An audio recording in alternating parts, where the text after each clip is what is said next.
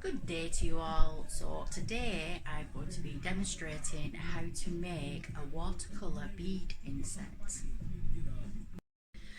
So to achieve this is the equipment and material that you're going to need. So we've got watercolour paper, we've got a pencil, we've got a paintbrush, we've got a pen, forgot to add that in, we've got some PVA glue, got a little bit of water, I've got some beads here and our watercolour paints. So your first step is just to line up all your beads, which will be like the body of the insect and the eyes. Oh, they are a little bit fiddly, and I have got fat fingers and they're only tiny little things, but you'll get there eventually. Just persevere, be very patient. I am posting some other examples as well.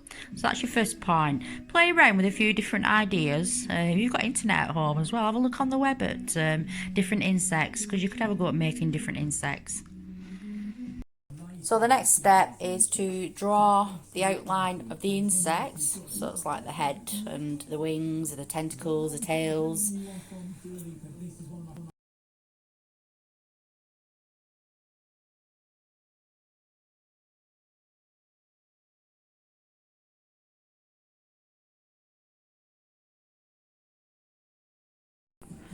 So it's resembling an insect now, and coming up there's going to be some other examples of outlines that I've drawn, just to give you some ideas of what you could do insect wise.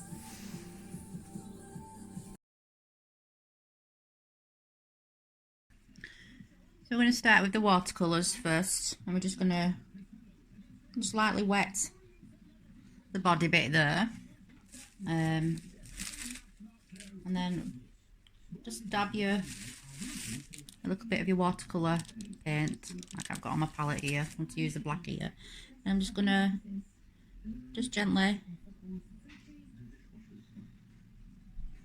put in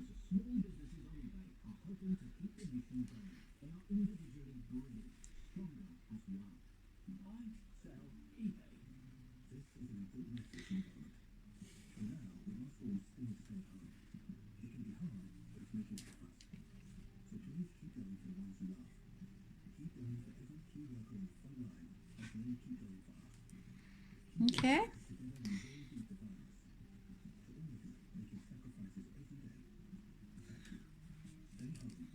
You can see how I've just done the body bit, and then now we're going to add some colour. The more water that you add to watercolours, the more fainter it'll be, and the less water, the more sharper, as you can see, your paint will be.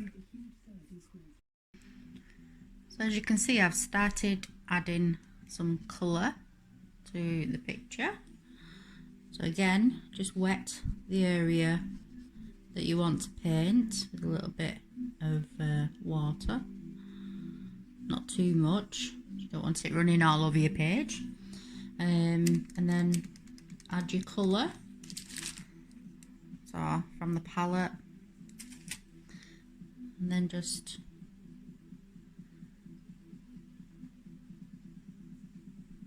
apply it this way.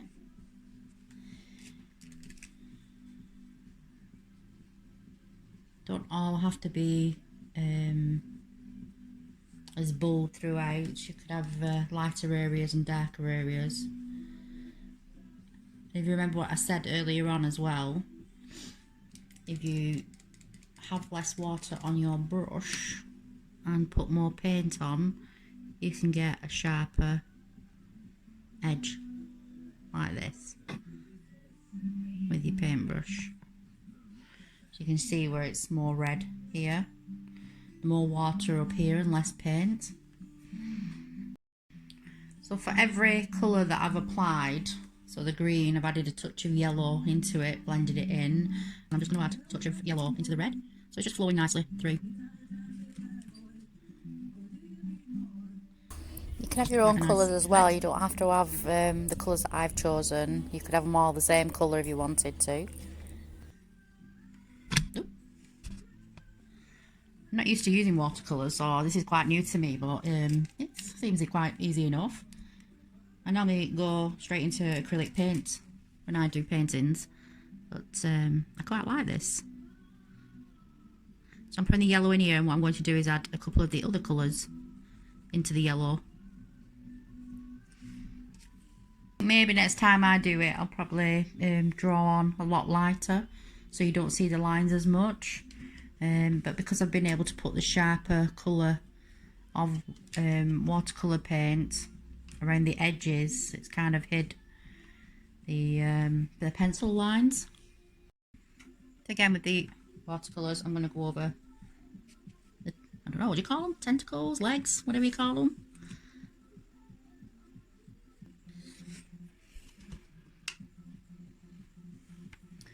It's worth having a little bit of tissue at the side of you, just in case if your brush is just a little bit too wet, you can just dab it and it'll just soak off a little bit of the water. That's just a little tip. So we'll do the other one yellow.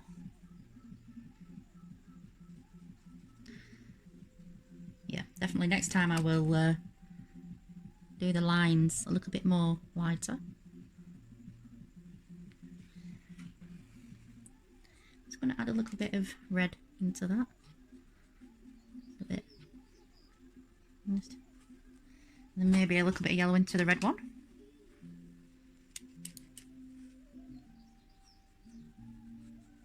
Quite beautiful, that. Really very simple to do.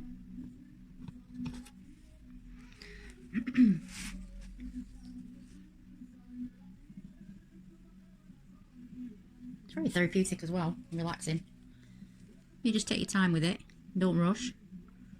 Your mind's totally focused on the artwork and nothing else. Which is why doing creative things is good for your mental health. I think we'll do its tail with red and yellow.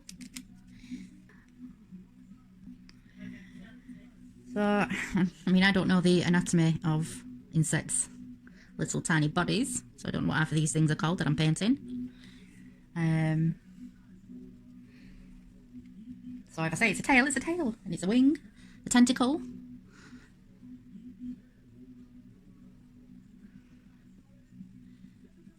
Just a little bit here and there.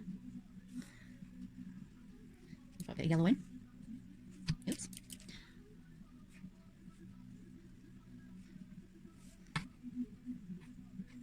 And a little bit of green.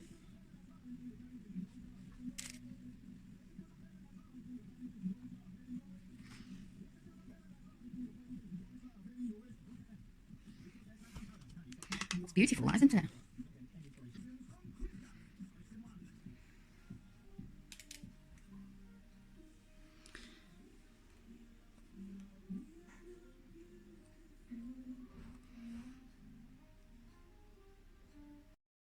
So with your pen or pencil, if you just sharpen some of the edges up, as I'm demonstrating here.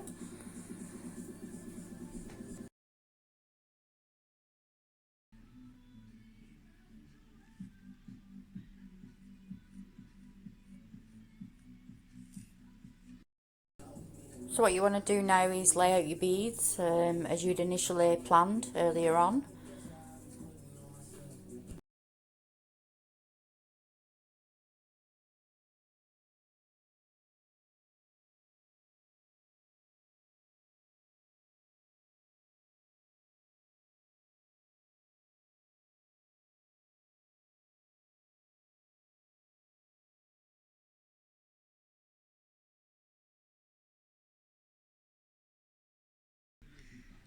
Dab a little bit of glue where you want the bead to go, and then put the bead on top. This is going to take a while, something you've got to be quite patient with. Don't rush.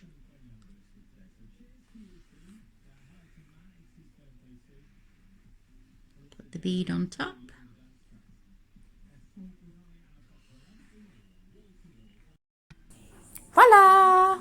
here it is, nice and finished. Beautiful. So here's another example that you could do as well. I really do hope that you've enjoyed painting these bead watercolour insects. I have, very much so.